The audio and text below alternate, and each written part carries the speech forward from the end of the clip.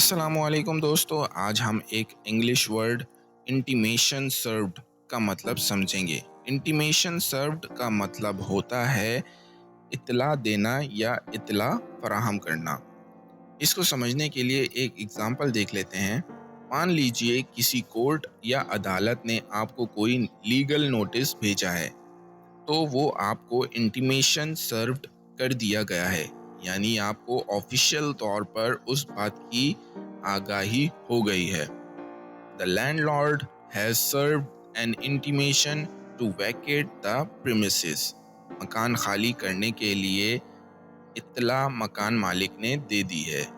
ये था दोस्तों इंटीमेशन सर्व्ड का मतलब और इस्तेमाल। उम्मीद है अब आपकी समझ में आ गया होगा।